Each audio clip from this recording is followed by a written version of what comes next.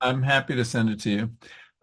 So I am a journalist, science writer, and I'm writing a book about consciousness. I don't know what I was thinking, but part of it is looking at the phenomenology of it and the contents of consciousness.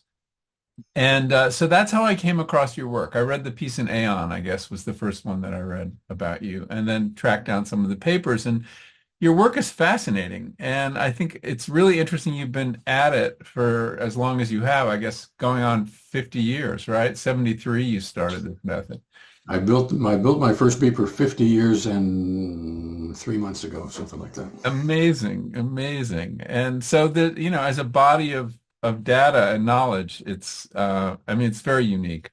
I have some methodological questions, and then I have some kind of more content questions about what you've learned. And I guess I would start with when you started out, what question were you trying to answer? What or problem you were trying to solve?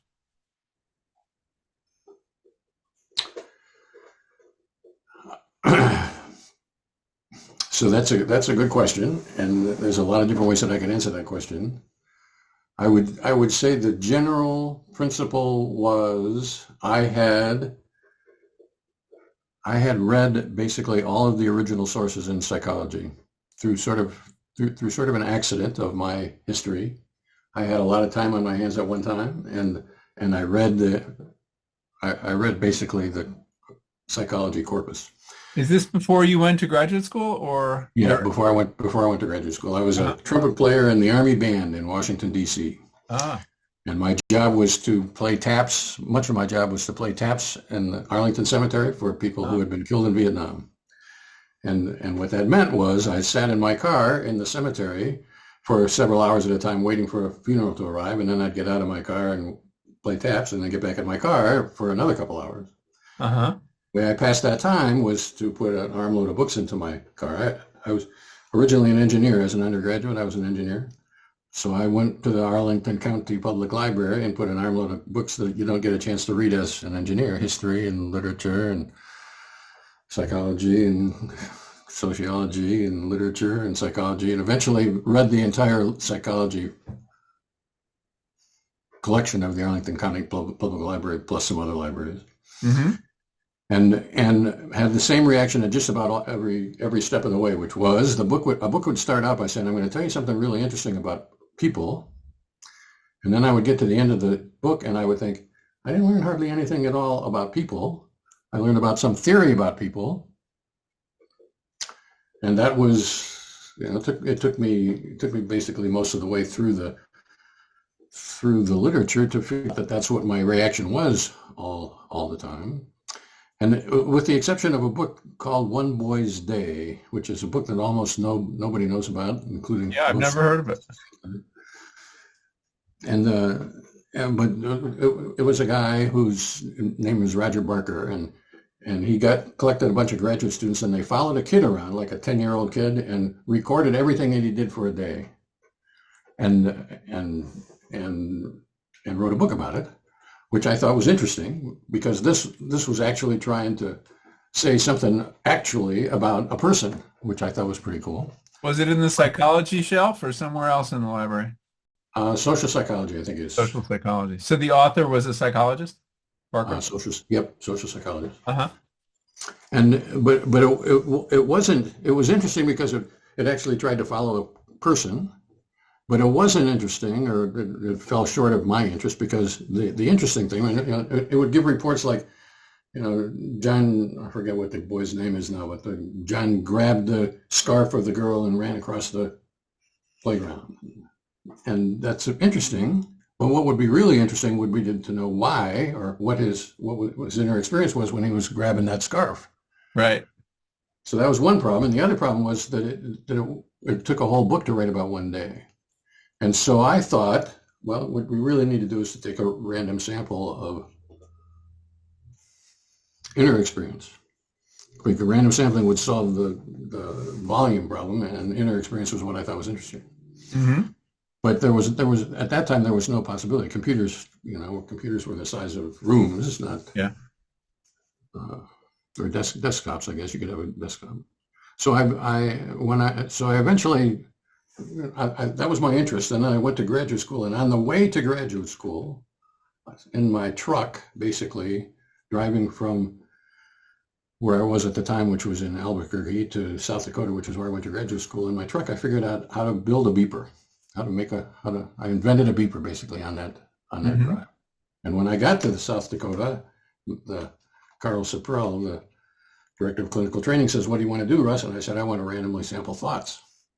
And he said, "What do you mean by that?" And I described this beeper that I thought I could build. And he said, "Well, I don't think you can build that." Because there were no such things as that at that time. There weren't, that was beyond. Portable electronic devices didn't exist in 1973, which is when that was. And did it That's need the capability to generate the random beat, or is that, I mean, was that part of the engineering of it? It was that was the invention. I have a patent on that. How Uh-huh. to create a random beep in an electronic device with the limited capabilities that were available in 1973. That's Uh-huh. basically what my random sampling patent was about. And I can tell you how that works if you want, but basically what it allows you to do is to have a portable device that you could carry around with you easily and hear a random beep through an earphone. Oh, so you have to be wearing an earphone to get the, Yes. okay. And I have discovered after 50 years that you do have to be wearing an earphone. At the first, it was sort of a practical matter, that if you had a speaker, that was going to cost you additional Right. rent, whatever. But it turns out that if you want to do this thing right, you got to inject this beep directly in your ear, because otherwise, if the beep's out there in the environment somewhere, you think, well, that's the beep. Is that a beep? Is that a beep? Yeah, that's the beep. Uh, But by then, the details of your inner experience are gone. So you need a beep or something, which I haven't found anything better than a beep. yeah. But it has to have a fast rise time, so it has to be now and not any other time. Hmm. And it has to be unambiguous, so it can't be your telephone ring. Some people say, "Well, I'll just use my telephone ring." But the problem with that is that people will say, "Well, yeah, my telephone's ringing, but I'm not supposed to answer my phone. I'm supposed to use that as a stimulus," but that ruins everything. Although there are people using phones, right, for random sampling. I mean, not Yeah, for, people, but people, there's a big industry now for people using what is generally called ESM, or experience sampling method, or something like that, yeah. which uses a smartphone and delivers the smartphone beep and whatever. If you care about what the details of inner experience is, that I'm pretty sure not good enough. But Yeah, but not as good. so the short answer to your question, I guess, is I was interested in what was what people were really like, and I was interested in their inner experience. And But why did you think introspection was not an adequate way to plumb these depths and get this kind of information?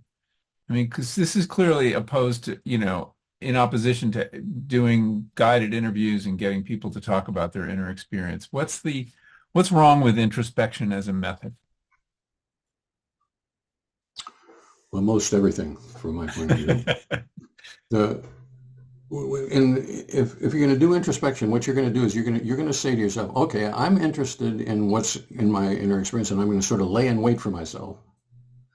And assuming that you can do that, which is itself problematic, what you're going to find is what you like when you're laying in wait for yourself, waiting for something to happen. So it's sort of like, what am I thinking about right now? But ruling out the part that's what am I thinking about right now? But that's the major part of it. That's what you're ruling out the exact thing, which is the center of your experience. And Because I think it's possible.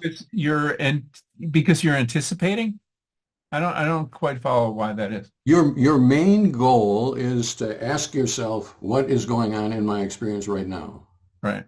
But the question, what is in my experience right now, somehow doesn't count, I because you see. want to find out about what's beyond that or past that, or as if that question wasn't there. Right. And that's just not possible, I don't think. Hmm. So, well, I shouldn't say not possible, because I think the adept meditators can do that. So Yeah. I think one can learn to do that. But when one learns to do that, one is no longer sort of just a normal everyday guy. Right. One is a person who has a very unusual set of training under their belt. Yeah. And so I think the meditators can provide good introspective data, but it's about meditators. And Right. Not typical. Have you had one of my questions actually was, have you worked with meditators at all? Because they do have a yes, kind of unique take on this, and that they do they are good at noticing the arising of thought. so I So, missed the beginning of that well, phrase. I'm just kind of curious whether you've given beepers to meditators, or just by accident beeped people when they were meditating, and was that particularly notable data? Yes, I have sampled with I think 3 or 4 people who claim to be adept meditators, and I don't mean that in a pejorative kind of way, but it's not my job to judge whether you're an adequate Yeah. meditator or not. But people who have a world-class reputation for being meditators, and I have no doubt that they actually are meditators. Hmm. I'm just not. I'm not in a position to Right. be able I to understand. verify it.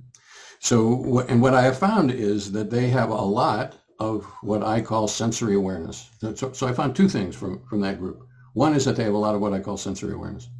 And what I call sensory awareness is you're noticing some sensory aspect of the world, not because it is of instrumental interest to you, but just because your attention goes there. So you see the gold thing in the picture behind me, and you're attracted to the goldness of it, not because you wonder what it is or whatever, but just I'm seeing the gold, I'm taking in the gold, or you're hearing the gravelly of my voice or whatever, or you're paying attention to the scratchiness in your throat or something. It can be internal as well as external, Hmm. but you're just it crosses your consciousness, what I would prefer to call inner experience, some sensory aspect. That's what I call sensory awareness. And it turns out that normal everyday people have quite a lot of this frequently. Some people do, I should say. It's one of the 5 frequent phenomena that, uh, but the meditators have that a lot, like maybe almost 100% of the time. And 100% of the time, always, or during meditation? always. Always. Fascinating. So I think what I think meditation is for this very small and not random sample that I've got is that I think that they have cultivated the sensory awareness skill, and I think of all inner experience as being a skill of one kind or another. Right? Inner speech is a skill. You learn how to talk to yourself, or seeing a visual image is a skill. You learn how to see something that's not there. All of those things I think are skills, and sensory awareness is one of them. And the kind of meditation that these guys did was to sensory awareness, eyes, whatever that verb would be. So they were specifically training for sensory awareness, or do you think this is true of most people? I think that's what meditation is. I think Yeah. meditation trains you to pay attention without criticism Right. to what's going on in your environment. And that's just exactly what sensory awareness is. Sensory awareness, I'm seeing the whole thing, and that's it. I'm not thinking about it. I'm not. So there's no concept. Right. Yeah. That's so And the interesting. other thing that the meditators told me was that they thought my method of questioning was faster training in meditation than they, who were professional meditators, were capable of. Well, it is And a kind of mindfulness. I mean, watching some of the interviews you did with your volunteers, I mean, you are teaching a kind of mindfulness. absolutely. Yeah. And I'm doing it in a way that I think is more faithful than most meditators. Most, I shouldn't say most meditators, but most mindfulness people. Better It- than most meditators, because the meditators are saying, you go to a Zen monastery and there's a gong, and the gong comes over, and your object is to pay attention to your inner experience when the gong occurs. That's a frequent meditating. Mhm. But the gong is over there somewhere, and the gong doesn't have a fast rise time. Mhm. and it's there. It's not in your natural environment. So what my beeper is like a gong, except it has a fast rise time, and it goes to the grocery store with you, and it Right. goes wherever it is that you're going. And so it teaches you to pay attention to your Zenny environment, wherever you happen to be, which is pretty high powered stuff. Yeah. And what I do, I think, is better than most mindfulness. And the most mindfulness tries to teach you a skill, which I think is counterproductive. You have to learn those skills on your own. Why is it counterproductive?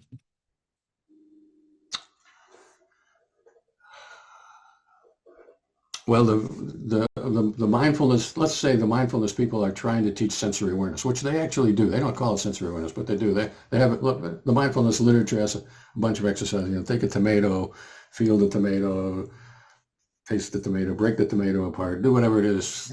That's basically sensory awareness of a tomato. Mm-hmm. Now, there are some people who have a lot of sensory awareness already, and there are some people who have no sensory awareness at all. But the or the mindfulness exercises treat some people as the same kind of people, you know, and that can't be good. Mm-hmm. You know, it can't be effective or economical or whatever because people have widely different skills in that way to begin with. So you, So my method, you know, I teach something about how to communicate about sensory awareness without trying to explicitly build your sensory awareness skill. If you have sensory awareness, I'm going to probably train you how to notice it better and talk about it better and recognize that it occurs, because one of the characteristics of sensory awareness is that people deny it for reasons that I can speculate about, but they do. My method, I think, encourages people to take it seriously. No more seriously than it deserves, but no less seriously than it deserves either. but more language based than it would be, I think, if you had a meditation teacher, right? I mean, you're getting people to articulate because you need the verbal reports.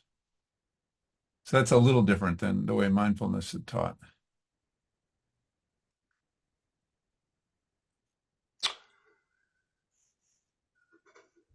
My business operates in the realm of verbal report. Yeah. That is correct. But it's not primarily about verbal report. I'm the primary difference there is that most psychology operates in the realm of verbal report. And the Yeah. way that it does that is it gets a report from you, and that's it, you're gone. Right. And then we try to analyze your verbal report, and we count the number of verbs, or we do whatever psychologists do with verbal report.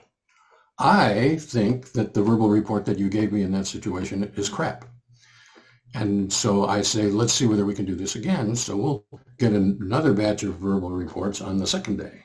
Mm-hmm. And I'm going to say, I don't really care about the words that we used on the first day, and I don't care about the words that we're using on the second day. What I'm really caring about is what's going on in your inner experience. And that is probably not verbal. Well, it may be verbal. If it is verbal, I'd like to know about it. But if it's not Mm-hmm. verbal, I'd like to talk to you about it. And that is going to take some practice. And after 3 or 4 or 5 days of this, we might get to be starting to get to be pretty good about providing verbal reports about experience, which is not primarily verbal. Right. So it's very different from what psychologists generally talk about verbal report. Yeah. So there's a training that goes on, and I found that really curious, just methodologically, that I mean, you throw out the first couple beeps, I guess, and you find that people's reports of them is really faulty in one way or another. First Um, couple of days, first couple of days, First couple not the days, first couple. Yeah. yeah. So you're changing their experience, right? I mean, because as they go forward and try to characterize more beeps, they're doing it with either the vocabulary or the technique or the skills that you've given them. And does that, I mean, I'm saying, I know you try to be incredibly neutral in the way you interview people. There's very little value judgment. There's very little guiding going on. But isn't that kind of atypical? It's decidedly atypical, Mhm. and I get a fair amount of criticism. You're screwing around with the thing that you're trying to measure. And I agree with that, Mhm. except that I wouldn't be so critical about it. I do think that it is the case that people change as the result of participating in descriptive experience sampling. Some people change dramatically, like miraculously, Really? and other people change a little bit, and some people change probably not hardly at all.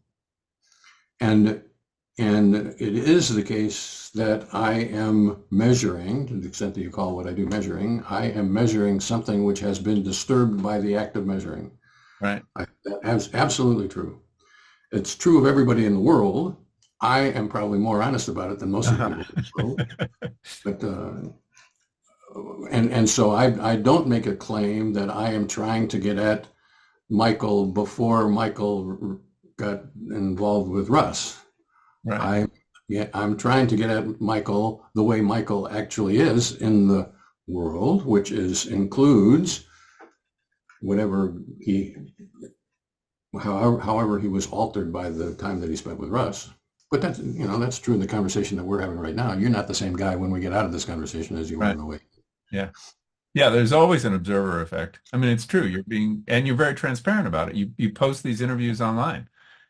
I'm try to be as transparent about it as I know how to be. Yeah. Yeah. I'm curious to get your thoughts, and I know you're very reluctant to theorize. I mean, I've seen you say that in a couple contexts, but your thoughts on why we're so bad at this. Like, why do people, I mean, there's nothing we know better, right, than our own minds, or we know more directly, yet we don't know them very well. And I saw that over and over again, looking at some of the, tapes. And so why do you think, first of all, we tend to think we have more of a inner speech than we do. Why do you think we get this wrong? So part of it, I think, is part. It's an important question, and I think do have some thoughts about it, which I would not call theorizing because I've been watching it happen for 50 years. But Right. the part of it is held in the question that you asked. The question you asked was, well, we know more about this stuff than we know about everything else. How can we get it wrong? You think you know all about this stuff, but you don't, and that is a major impediment to learning the truth. Almost everybody that I work with thinks they know more about inner experience and how to do it than I do, which is okay with me. I'm a fairly smart guy. I've been Mhm. doing it for 50 years. I've got a track record of all this stuff. Almost everybody thinks they can do it better than I can, which I think is pretty remarkable. And I don't mean that in a self-aggrandizing kind of a way, but I think it is a direct answer to your question. People don't think they have to do it because they think they already can do it. The fact is they can't do it. Now, so then the second question will go, well, why can't they do it? What is it that they can't do it? And the answer is, there's several answers to that, but one of the answers is because almost all the time, you're looking in the wrong direction. So if you're trying to get an answer to your question, you're listening to my answer of your question. What you're not doing, to the extent that you want to know the answer to your question, what you're not doing is paying attention to your inner experience while you're collecting that answer. You're looking away from your inner experience. You're looking at me, listening to me, and not paying attention to yourself. Which is another way of answering your question, why don't I like introspection? Well, because introspection in general looks in the wrong direction or screws up the question from the beginning. Because So that's one thing. yeah. And then another reason is that people, I think there's good genetic reason for not being forthcoming about your inner experience. Throughout most of history, if you were to just utter what was going on in your inner experience, you'd be a dead man. I think the Why? queen is attractive. Off with his head. I have sexual urges towards the queen. That will get you killed. So you have learned, that may be a little bit of a dramatic Yeah. thing, Good example. but you learn not to be forthcoming about your inner experience. Every, not every step of the way, but on many steps of the way, you learn. The practice that you get is in avoiding your inner experience rather than in just simply describing it. Because it can get you into trouble. Yep. It's It does get you in trouble. It's social pressure, right? Well, it's worse than social pressure. You know, your inner experience is populated, at least in part, by lust and avarice and all the deadly sins, whatever those are. Maybe yours isn't, but mine and most everybody else's is to some degree. And so we have to learn to filter that stuff out, because you can't. And it's not just social pressure. It's a matter of life and death or whatever. But I mean, if we were solitary, right, on a desert island, we wouldn't have quite the same problem. It wouldn't get us into trouble, indulging our. Yep, I agree with that. Yeah. Well, that's a really interesting explanation. I hadn't thought about that. That there's a cost to expressing your inner life, and I do notice you allow your volunteers to discard certain questions, certain beeps, right? That might be occurring during sexual fantasy or some for whatever reason, right? They don't want to talk about. Is that why you have that get out of jail card? I have that card because I think it's fair. Yeah. I'm asking you to talk about your inner experience. You don't really know what your inner experience is like. That's what I think. Yeah. So I'm asking you to talk about something. I'm asking you to make a contract with me to do something that you don't really know what's coming. And where most of psychology will get you to sign your name on some consent form or whatever, I think that's crap. And so I want to know what's going on in your inner experience, the way your inner experience is. But the only fair way that I can ask about that, I think, is to give you the option of saying, but if you don't want to tell me about it, you don't want to tell me about it. But the rules of that there's really sort of two rules about that. One is you don't have to tell me if you don't want to tell me. That's one rule. But the other is, if you are going to tell me about a sample, then I get to ask whatever it is that I want to ask about it. And you, and I would appreciate it that you would tell me as best you can the answers to my question. That is, I don't want a half-ass answer from you. If you're going to agree to tell me about it, I want the whole truth, nothing but with the emphasis on the whole truth, not like in a courtroom where the whole truth, I'll skirt around that. I don't want us to be skirting around things. I want the other thing I would say is that most people never use that. Is that right? And most people actually, if they're having some kind of a sexual thing, eventually, on the third or fourth or fifth or whatever sampling day, want to tell me about it. And the reason for that is that they have been spending some time with somebody who's pretty good at this, who is skilled at helping you to describe what it is that's going on with you. And when something happens that's a little bit embarrassing to you, you want to tell me about it, because you're going to learn something about that, about yourself, in a way that this is maybe the one chance that you're going to get with that. You're not going to find somebody who's as skilled at this as I am, and I'm not trying to be self-aggrandizing here either, but I think it's a fact. I'm a pretty good listener, pretty good, and you have an opportunity with me that you're not going to get with most people, because most people, when you talk to them, are more interested in their own thing than they are in your thing. And I'm pretty much interested in your thing. Yeah. And you're going to tell that, you're going to have figured that out over 3 or 4 sampling days.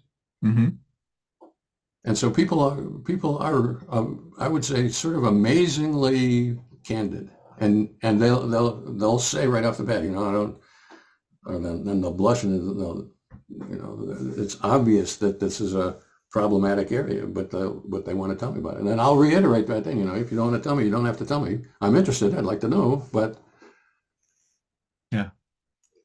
so I think that's the only fair contract.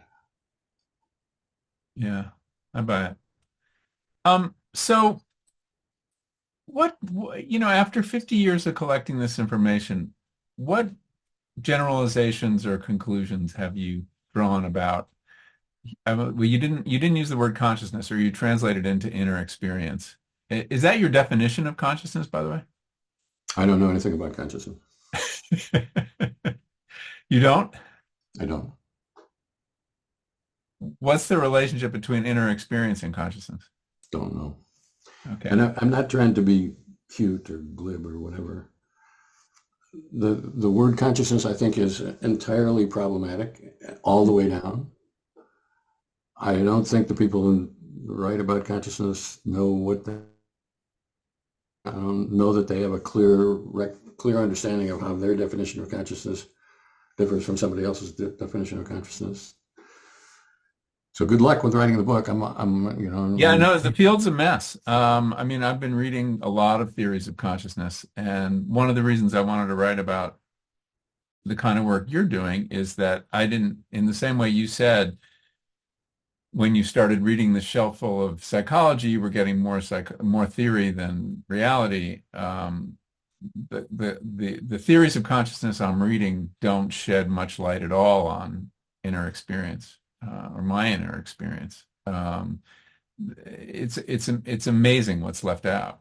And any theorizing simplifies things, right? In the interest of getting somewhere. But it seems to me they've gone way too far down that path. So I agree with all that. Have the same motivation as that. And my answer to that is, I'm interested in what is what I call before the footlights of your consciousness at the moment that you're interrupted by a beep, with all of the limitations that method involves. what do you mean by the footlights? Do you just mean awareness? Like what's in the lit portion of the stage? Well, I did say a minute ago what I generally call, I can't quote myself now exactly, but said what I call before the footlights of my consciousness. But actually, I don't call it that. I use the term before the footlights of my consciousness, and I sometimes use directly apprehended, and I sometimes use what's going on with you as you directly perceive it or directly apprehend it. So my goal is not to pin myself down, not to pin the person down to some verbal definition, because it's not about the words. It's most people, when they get the beep, have no issue at all saying this is what it was and that's not what it was. I was talking to myself or I wasn't talking to myself. I was seeing a visual image or I wasn't seeing a visual image. There's no equivocation about that. There's no need for a fine definition of that. And in the center of the target, at the edge of the target, there's all kinds of problematic. But in the center of the target, if I was seeing a picture of my car, which is parked in my driveway, and there's no question about it, I was seeing my car out there because I left it by mistake, and it's in my driveway, and at the moment of the beep, I happened to be seeing it, and I was seeing it from the driver's side, sort of at the angle at the front, and the window was cracked down an inch, and they'll tell you exactly about what they saw in their visual image, and at that moment. And the consciousness people would say, well, they're just making that up. They got a beep, and now they have to say something, so they're going to tell you about their car in the front of it. I don't find that compelling because I'm pretty careful observation, and we go through this multiple, what I call iterative procedure, to indicate that I really am interested in what you're interested in, what was actually going on with you, and why would you tell me about the car in the front of your driveway when you could have been telling me about a lot of other stuff, which would have been probably more interesting than that. But now I've lost track of what the question was. Yeah, well, I want to get at, I mean, I was asking you about consciousness, but I want to get at what generalizations you've drawn. I mean, the five kinds of inner experience you list, is that your list? Did you Yes. so that's the result of all the empirical data you've collected is dividing into those five. So the what I call the 5FP, five frequent phenomenon, is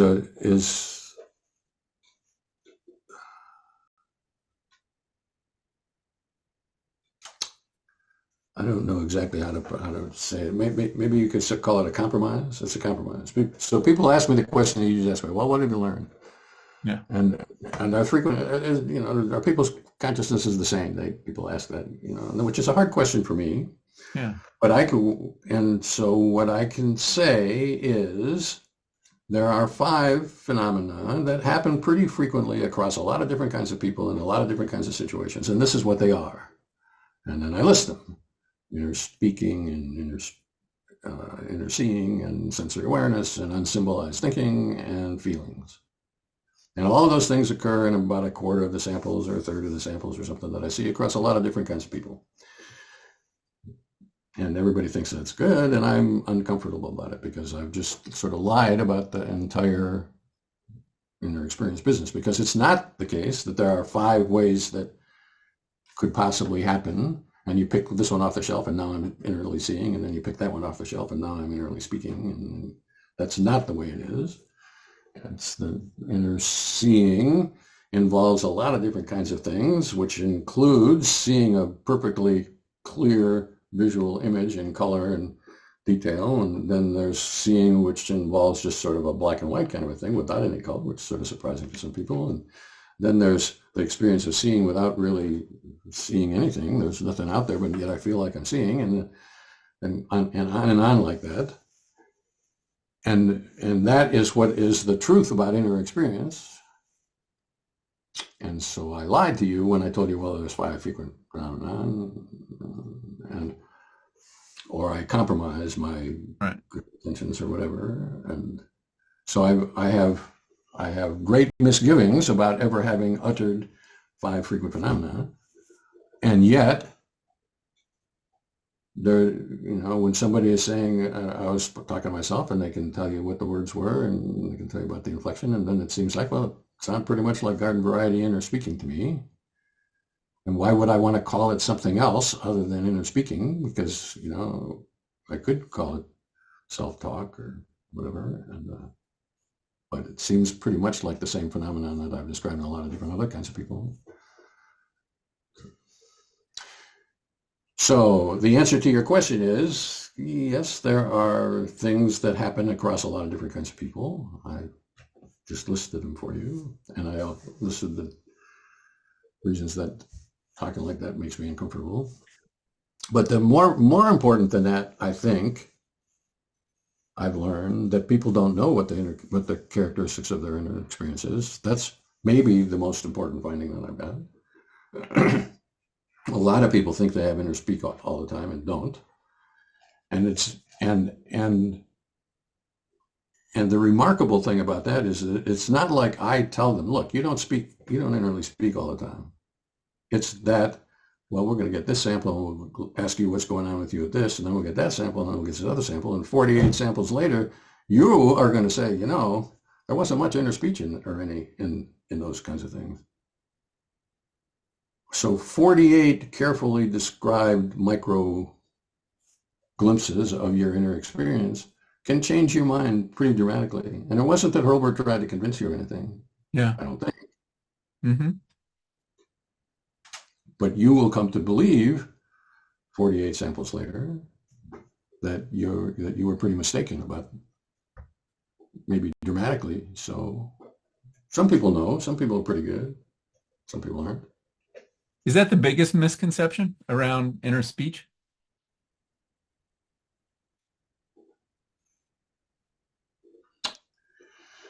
That's a hard question to answer too. It is the most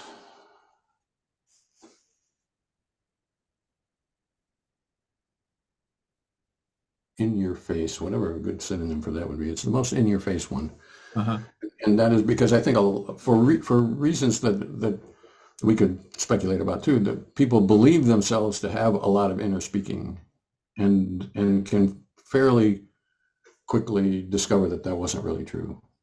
And so that's a sort of a dramatic finding. Any Whether it's idea why that should be? I mean, it immediately occurred to me that we spend our lives, reading novels, and we're kind of trained to think that consciousness as we see it represented or inner life is a matter of words. But maybe there's another well, reason. I think that's fairly far down the stream. I think that's a contributor, but I think it will be the same in a culture that never read a novel. The We speak about our things, and so when somebody asks you what you're thinking about, and you're going to tell them what you were thinking about, and you're going to tell them in words probably. Right. And so I think there comes a time. But I think it's actually deeper than that, and I'm way beyond what I know anything about. But the religious thing is about the word. In the beginning was the word, Yeah. and why that is, I don't know. But it's apparently fairly deeply ingrained into the psyche somehow, either because in the beginning there was the word, or because the way human beings have evolved is they think that the word is really important. So I don't presume to know the answer to that question, but I do think it's a pretty deep. Mm. The connection to the word is very fundamentally deep for reasons that would be interesting to know the answer to. So, But as far as your answer, yeah. I would say the one that is most, I forget how you phrased the question, but the one way to answer that question would be to talk about sensory awareness, because it generally takes a person 2 or 3 sampling days before they start to admit that sensory awareness occurred.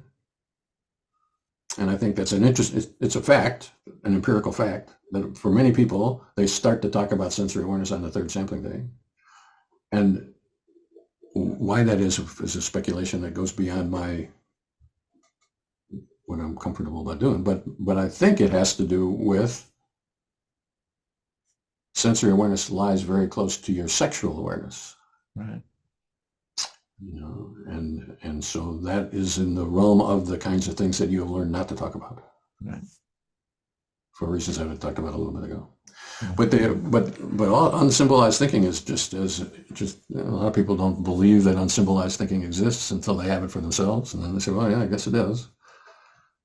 I had trouble understanding that. I mean, I read your paper on unsymbolized thinking, and you gave some examples. And I remember this woman talking about, was this cable service cheaper than that cable service?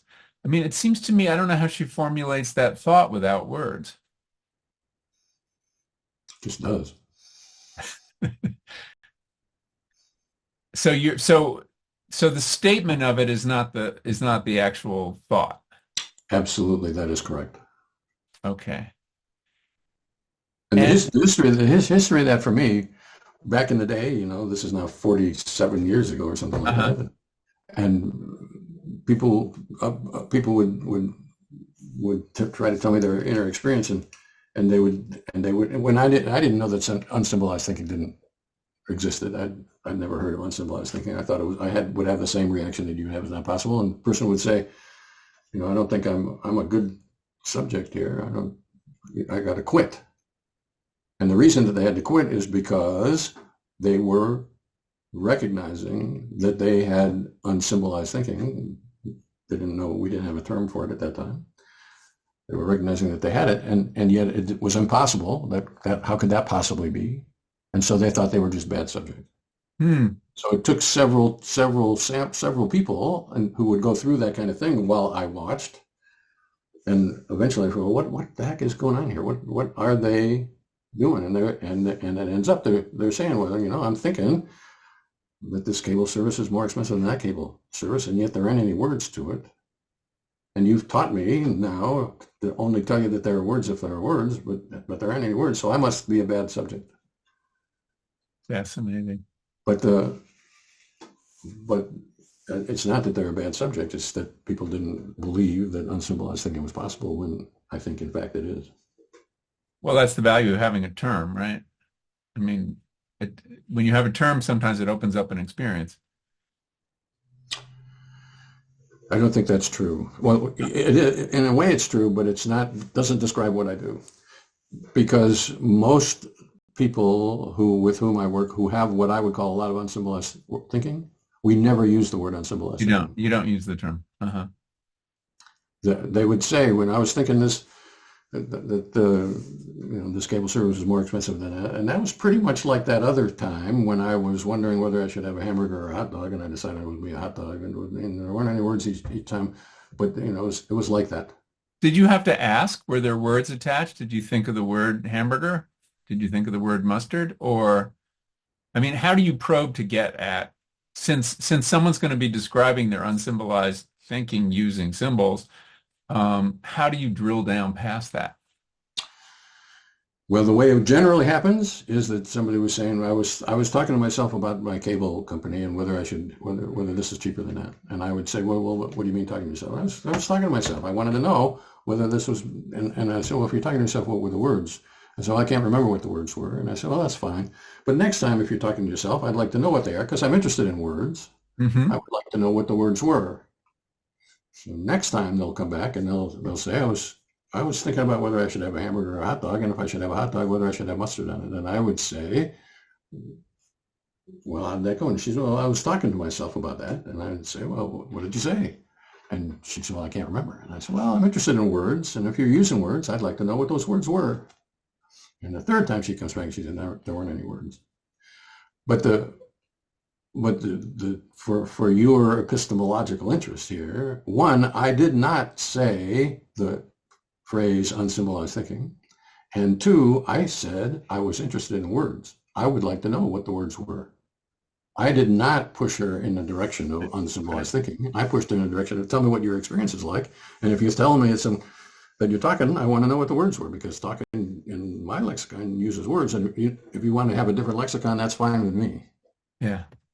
Would you also say, did you have a picture of a hamburger or a hot dog? I might. Yeah. And they would say, no, I didn't see anything. Yeah. Right. Once you and I, if you're a subject of my research, once you and I have established that I really do want to know about what your interest is, what your inner experience is, then I can ask whatever I want to ask. Yeah. So I can. People will not feel pressured. So if I say, and this is not self-aggrandizing at all, I don't think. If I say I want to know whether you had a visual experience, you will not feel that as a pressure to have had visual experience. You will feel that as, well, Herbert is trying to get at the details here, and he wants to know what I'm talking about, and he's probing around the way he can. But that's not the way most psychology is. No? How is most psychology done in that regard? Well, I think most psychology starts out with, it wants to find what it started looking for. Right. Yeah. Your method is very focused on moments in time, discrete moments. Yet we often hear inner experience or consciousness described as a stream. I'm sure you've read William James on the stream of consciousness. Are you cutting against that idea, or are you just, even with a stream, you have to take samples? I mean, do you think there is a stream of consciousness? Is it more narrative or continuous than these reports might suggest? So first off, I'm not interested in moments, and I think I am the guilty party in. I think I used to say I was interested in moments, and maybe I used to be interested in moments. I don't really know, but I'm not interested in moments. What I'm interested in is at the moment, and that's a big difference because in a stream there is a stream, but there's also an at the moment of what was in that stream. So if there's a log floating down the stream, the log might be a very long deal, and it takes. On a slow stream, it might take 10 seconds to go by or whatever. But at the moment, either the log was in the stream right in front of me or it wasn't. So I am interested not in a moment of experience. I'm interested in what was in the experience at that moment. And that might be a fairly long thing. And I think it took, I think my early writing probably was pretty confused about that. I don't know. I'd have to go back and look. I don't remember what I wrote, Yeah. but I am not interested in short, discrete experiences. I'm interested in whatever experiences happen to be going on at particularly defined times. So I am picky about the times. I do want to know this time and not that time. Right. And so do you accept the metaphor of the stream? I mean, does that ring true to you? Yes, Yeah. as a metaphor. Right. All the limitations of all metaphor. Right. Right. Right. Um, have you drawn any conclusions demographically about kinds of people who have kinds of inner experience? In other words, does it change with age? Does it change with education level? Do you look at the demographics of your subject? So let me point out before I answer that question, how fundamentally important a question that is. And you have to ask me about that. That there is no well-known science to that. I think that's remarkable. You're asking about the most basic thing about the most basic thing, and there's nobody better than me to answer that question, which is pretty crazy, pretty bad. But and I have not specifically spent much time trying to answer that particular question. Mm-hmm. I do have some thoughts about that question because I have sampled with some old people and some young people. What I would say is to answer that question well would require a lot of people who are as good at this or better than me, than I, and there aren't that many, and because you need hundreds or thousands of people to answer those questions well. But what I would say is that when I have sampled with kids, I find some pretty interesting things in the few kids that I have sampled with. And when I sample with old people, I have found some pretty interesting things when I've sampled with some old people. And those things that I have seen make it seem like, well, their kids' inner experience is different from mine, and old people's, I can't say they're different from mine, but different from younger people. Mm-hmm. Mm-hmm. And I can give you some examples if you want me. Yeah, I'd love to. I'd love to hear a couple. So a kid example is a 10-year-old kid is in his bedroom playing with his trucks or cars or something on his floor. I am sitting in my car in his driveway, and so the deal is when the beeper comes, he's supposed to come down and tell me what's going on in his experience, because words and writing and whatever is problematic when you're 10. Yeah. So he comes down and he says, "I'm playing with my car but I have a picture in my head of a hole that I've dug in my backyard." And I said, "Oh, what did you see?" And he said, "Well, I saw the hole, and I saw my tricycle, and the tricycle had the front wheel down in the hole." And so I asked him the kinds of questions that I would ask, which was about the details of that. And one of the questions that I asked was, is there really a hole in your backyard? And is this an accurate picture of it? And he said, yes, there is a hole, and it's an accurate picture, but it's not complete. There's a lot of other stuff. There's a lot of stuff. But if you had beeped me a little bit later, I would have put that stuff in there. And I think that's true. I think when you're 10, or at least some kids when they are 10, when they're practicing this skill of inner seeing, it takes minutes or maybe even hours to develop a visual image. We adultomorphic things think that inner speech or inner seeing happens like that. I just don't think that's true. I think you have to work at it. And just like riding a bicycle, you work and fall down, and you work at it and you fall down, and you get better at it, and you wobble and you do. It's the same thing with inner seeing. So I think for at least some kids, inner seeing takes time. And I'll give you another similar example. So this is a different kid, a 13-ish or 12-ish, is a middle school girl, plays viola, I think, in her school orchestra. And at the moment of a beep, she is telling me, I'm seeing and hearing my orchestra, and so I ask her what she sees, and she describes sort of the view of her viola position in the orchestra, and I say along the line, well, is this orchestra? Is it your orchestra that you're hearing? And she said, yes, my orchestra, but my orchestra has never sounded like this before. This is better than my orchestra ever sounds, because I've been playing with this image, and every time I play it, I improve it a little bit. So this time around, I'll get the squeak out of the clarinets, and that next time around, I'll make the violins better in tune and whatever. And so it's my orchestra, but it's better than my orchestra has ever played. And the significance for me is this is a girl who's learning how to have inner experience. Yeah. And so she's playing around with it in sort of the same way that she would build a block pile and have it fall over or whatever. She's doing what you would do if you were trying to learn an inner experience skill. Yeah. There's no literature about that. I've written about both of those examples somewhere, but in the developmental psychology literature, there's no. So that's at the young end of the spectrum. At the That's older fascinating. end, Yeah, at the older end. maybe I got to tell you one more younger end of the Okay. spectrum.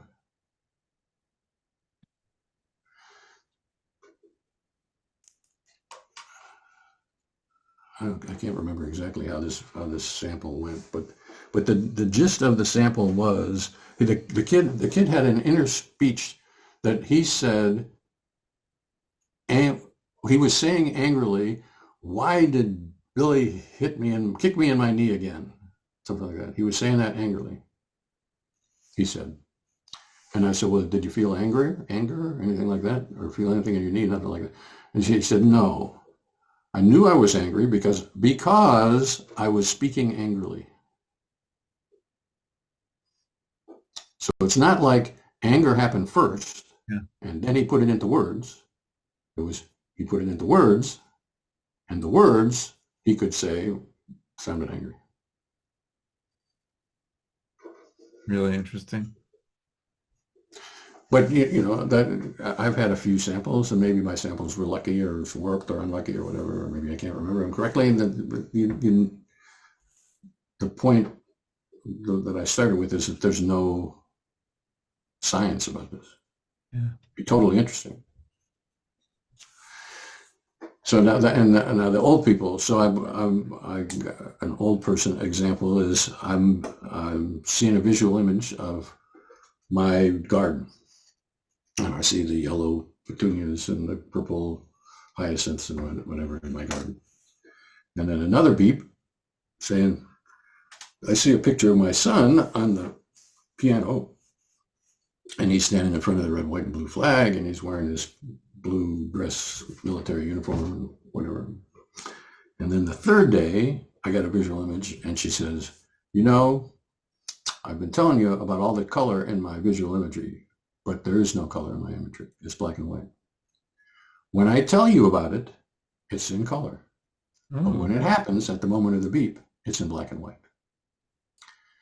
And I think what that means is that when this person got older and lost the whatever mental faculties there are, whatever power that she had, she didn't have enough time, enough bit power, enough computing power to make color images all the time, because it takes a lot more power to make a color image, because you have to process the color as well as processing the form. And if you know anything about computer GIFs and whatever, they're a lot bigger when they're in color than they are when they're in black and white, and you have to process all that stuff. But when she stops to talk about it, then she can put all that stuff together, and so when in the relaying of it, it's a color image because it's color when she's talking about it, but it wasn't color when it happened. So there's some speculation about old people having black and white imagery, and the explanation is, well, because they watch black and white TV. What a bunch of crap. But it is sort of the same explanation of the verbal stuff that you said a little bit ago about reading novels or whatever. Yeah. It's not. I don't think either one of those is true. I think there's good reason. But it all that example also illustrates why I don't like introspection, because when she would introspect about You would have her, color. it would have be in color. Yeah. You have to have, people derisively say, well, he uses the magic beep. It has nothing to do with the magic beep. It has to do with, let's pick a time that is not picked by you and it's not picked by me, Right. but it is picked. And then we drill down on that time. And then we drill down on that time, and we learn how to do that. We have to amass a skill to do that. Yeah. So you think in general it takes about 3 sessions, 3 days of data collection to get somebody in a good place, or is there wide variation there too? There is a variation. It's not too wide, but some people I think never get good at it, and so I guess that's pretty wide variation. Yeah. And I would say all of my research is done with English speakers, fluent English speakers, which is a huge. If you want to criticize me for something, that would be a really good thing to criticize me for. Because I would love to sample with some Chinese people, but it would be hard because I don't speak Chinese, And the interviewing is so important. and the interviewing is totally important. Yeah. And not just Chinese people, but native peoples and uncivilized. Right. I'm going to ask you to be very speculative in these next two questions. I know it's not your preferred mode, but if you were doing this work 500 years ago or 200 years ago, would it be different?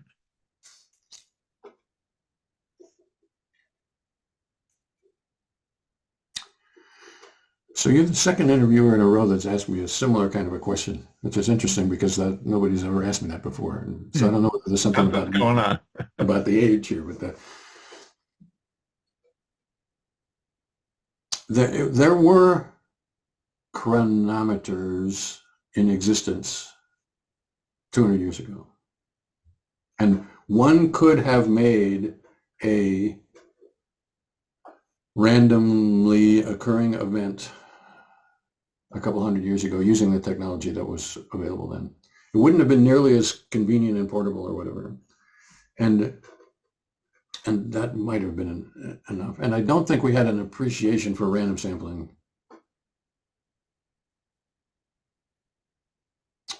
And I think I knew in 1974 that random sampling was the way to solve Roger Barker's two big book problem. Mm-hmm. But that was because I knew quite a bit about random sampling. I was an engineer. Right. I had.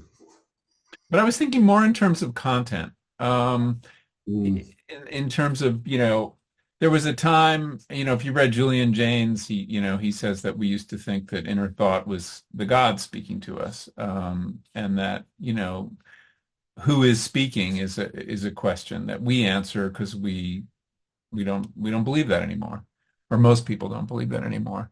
But I'm also thinking about things like social media. I mean, to have a rich inner experience, a certain amount of solitude or quiet seems to me would produce something different than someone who's scrolling on their phone all the time when they get a beep. So that's sort of what I so okay, so we could ask you can ask that question about was inner experience different in 2005? Is that when the iPhone was developed? I think it's 2006. Yeah. 2006. Pre-2006 and post, say, 2019 or something. Okay, and we have the same. Leave out the accumulation phase, but before that and after that, well, I've been around at that time, so yeah. I should know the answer to that. I don't know the answer to that very well, except that I will say that scrolling is a big deal in my sampling nowadays. If I'm sampling with university-aged people, there's a lot of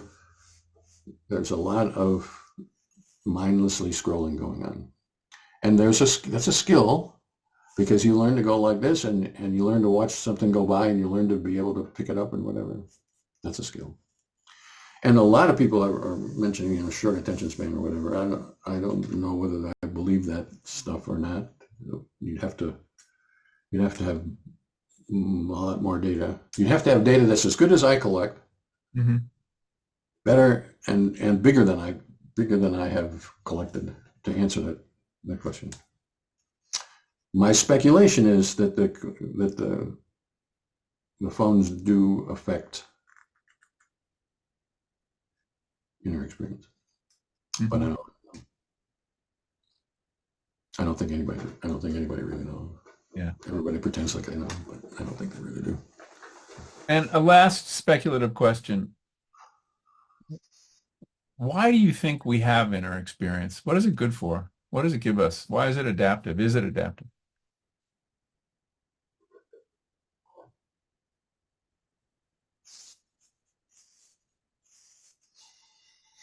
Well, we have it, and so the chances are good it's adaptive.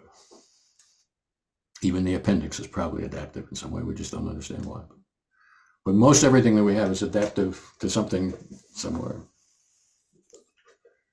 So I think we have it because it's adaptive. And you're asking me to speculate about something which I don't spend much time thinking about. Mm-hmm.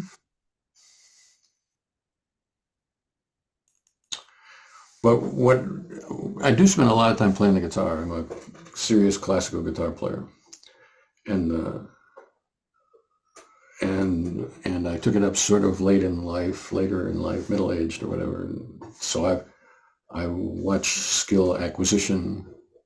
I'm interested in inner experience, and I play the guitar. And so you might think I watch that skill being acquired. And I think inner experience has something to do with that. And but I think it's so but I haven't yet figured out exactly how to articulate it. So I think at every level of skill, the inner experience provides some interaction with that level of skill, which might allow it to improve to the next level. When it improves to the next level, the inner experience that was useful at the previous level is no longer useful anymore. And so then now you got to have a different kind of inner experience to profitably apply to the new level of skill. Mm-hmm. And then, so you have to learn a new kind of inner experience and a new kind of guitar playing skill. And when you get those both going, then the inner experience can probably help you guitar playing skill get to the next level. But then that level, that kind of inner experience isn't good anymore either. And so you have to go through the same thing again. But so what I think is that inner experience does contribute to the ability to acquire skills. But it's not, a lot of people think they know about how inner experience, and they say you should talk to yourself and you should do whatever. And, imagine yourself making free throws or whatever. Right, visualization, yeah. Yeah. I don't think it's anywhere near that simple. But it's not entirely disconnected either. And what about counterfactuals? People talk about that too. Being able to entertain counterfactuals in your head can help with decision making and things like that.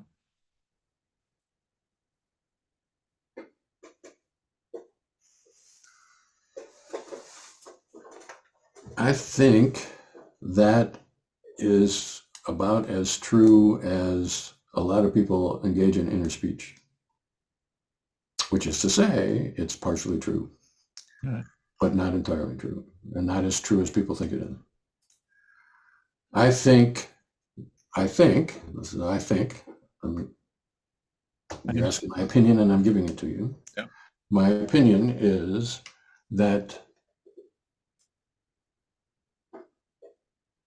well, there's a fact here. The fact is that people don't know what the word thinking means. That's a fact. I can tell you more about that, but the fact is that people don't know what the word thinking is, and it doesn't involve things like counterfactuals very much. I think that if you asked, if you had beeped Einstein, wouldn't that have been interesting? If one had beeped Einstein, you wouldn't find much counterfactual kind of stuff. My guess is that when you get to the level of Einstein, it's not counterfactuals anymore. It's feelings or pictures or inclinations or whatever. I mean, I've talked to physicists who tell me they really, who struggle with words, say, well, I think in equations. And I don't know how often they do, but some of the time they do. I'll bet if you beep them, it would be even more. If you beep the really good physicists, it's less than equations. It's some kind of to say. I think an equations is to verbalize it, and what it really is that there's sort of like that. This is equal, And eventually, when you have played around with that long enough, then this becomes sort of clear, and this becomes sort of clear, and then you can write it down and put it in a paper somewhere, and it seemed like, well, I had this insight, and it was this equation, and becomes that equation. But I don't think that's the way it actually works. Yeah. I think a lot of hamburger and hot dog too, probably. Right. Yeah. So what are you working on now? What's your current what studies are you doing now? Are you still doing studies? I am still doing studies. The one empirical study I've got going on right now is a study of synesthesia. The object being, synesthesia is by definition a disorder of inner experience. Right. People say they see red when they see the letter B or something. And I think what we have found in that study, what I would characterize it as being, it's more deeper than synesthesia. Synesthesia is just the pretty, fairly easy to describe surface of the, sort of like the ribbon on the box. Mm-hmm. And to say that this is about synesthesia would be the same thing as saying, I got a present, look at this ribbon. What's inside the box? What's inside the box, I think, is a lot of anomalous kind of processing that are fairly hard to describe, that require a beep pretty much to be able to see it going on, but pretty weird. So are your subjects people who report synesthesia? Is that who you're working with as a group, or are you looking for it in the general population? We advertise for synesthetes, and then we verify that they are synesthetes by using the way that the literature describes color picker tests and things like that. So we verify by conventional methods that we have, and by conventional I mean state-of-the-art scientific method. Right. That we have synesthetes, and then we sample them. So the last subject I wrote about related to this was about psychedelics and psychedelic therapy, and you have very high rates of synesthesia on psychedelic experience, or people report it. So that would be an example. What I would say about that is, you would think if you were a pharmaceutically minded person that you would want to have sampled with some people without the psychotropic and with it, and get them good at describing their inner experience, right? And then give them Prozac or psilocybin or whatever, and see what happens. You would think that would be the heart of the matter. You would think that the drug companies would be lined up at my door saying, Russ. Yeah. They're not. They're not. It's pretty amazing to me. Yeah. But let me tell you about what I think about thinking, because I think it's sort of Yeah, please. in the realm of what you're interested in. So people, when they say I was thinking about something, when the word comes out of their mouth, it is a verbal thing, like, or equation thing, or symbolic thing. But when they're describing their own inner experience, and they say I was thinking about something, it is what the referent of thinking is in that situation. When I was thinking of X, what the referent is, they use thinking to apply to whatever is the most frequent characteristic of their inner experience. So if they're visualizers, when they say I was thinking about something, what they mean is I was seeing a visual image. And if they're inner speakers, predominantly, then by I was thinking about this, they mean I was talking to myself.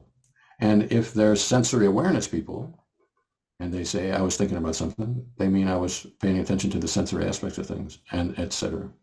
And the reason for that, I speculate, is that when you were two and you learned what this word think means, your mother or whoever was saying, well, I was thinking about something. Well, that was something that was happening inside mom that I can't see. And so when I learned to grunt think when I'm 2 or 3 or whatever, I'm going to tell you what's going on inside, whatever's going on inside of me, that's I'm thinking. So that word is used as a umbrella term for whatever is going on internally. It is used as a specific term for whatever is frequent. It's not an umbrella term. The point is that it's different from person to person to person. My thinking is always about inner speaking, assuming that that's your thinking is always about visualization, and her thinking is always about sensory awareness or whatever. But after the word comes out, then it's dictionary, Webster, cognitive crap. Oh, that's so and so that and so you're confused about that because the word meant something different from you before it exited your mouth. Once it's exited your mouth, then it means something different from you, but you don't see that happen. This is another answer to your question of why aren't people very good at it? And what about the word thought? Are all those things thoughts? Yeah. Yeah. And would you say most people have a dominant mode? I mean, the way you were just describing it, that they're the visualizers and the word people, or is it switching constantly? You're at the edge of what I actually know anything about, but I would say that there's variability in that. I think there are some people who are all the time inner speaking and other people who never are inner speaking. And there are some people who are all the time inner seeing and other people who are not ever inner seeing. Uh-huh. But there are also a lot of people who switch back and forth and who have a lot of different kinds of variations. Do you find people ever have no inner experience? They say, I'm just looking at something. I just have this. I mean, I'm not saying visualizing. I'm saying I'm just perceiving. Yes, not many, not in my samples. It's moderately rare, I would say. But I'm sampling with a person right now, where I think it's fairly accurate to say I've had no inner experience. And a lot of people think that that's not possible, even people who don't have any inner experience. But I don't think there's any impossibility at all, because I think you could easily imagine that it would be possible to have no inner speaking, for example. You wouldn't, and then it could be easily, well, have to have no inner seeing. That was easy enough. And then no inner speaking or inner seeing, that seems easy. Like you run through the list and pretty soon there's nothing left, and that's no inner experience. Right. But that isn't the way it is for most people, I don't think. But it is the way it is for some people. And I think that it does not mean, the fact that you have no inner experience does not mean that you're not intellectually capable. Right. Yeah, these people aren't mentally deficient in some ways. That's right. Okay, great. Well, I think one could make the argument that it's actually an advantage Because, because it puts you in touch with the world the way the world actually is, as opposed to your own theoretical view of it. right, unconceptualized. Right. Yeah, that's fascinating. Well, Russ, this has been great and really helpful to me. Um, Thank you. Is there anything I failed to ask that you think I should know? I don't know. I feel like we've had a pretty good conversation about it. I would like a recording of it if you would Yes, I will send it to you. get that. Yeah, as soon as it's Zoom will make an MP4 or whatever. right. I'll Send send it. it to you later today. And if you've got additional questions or whatever, Thank you. I'm I've spent 50 years and a quarter now trying to get the word out that this stuff is interesting. Well, I think it is interesting, so I'm looking forward to writing about it. So thanks. How'd your experiment go with the writer, Joe? Is that still ongoing? It's not ongoing, so it is entirely out there. So you can ask. Yeah. I haven't looked at it all. I looked at a couple. I looked at his early and then his late, just to get a sense of the comparison. Yeah, he's. I don't. I haven't followed up with it, so I don't actually know what the ramifications are. Uh-huh. Okay. All right. Well, thank you. I will follow up if I have more after I go over the transcript. But I really appreciate your time, and it just really illuminating for me. So thank you. You're welcome. My pleasure. Take care, Russ.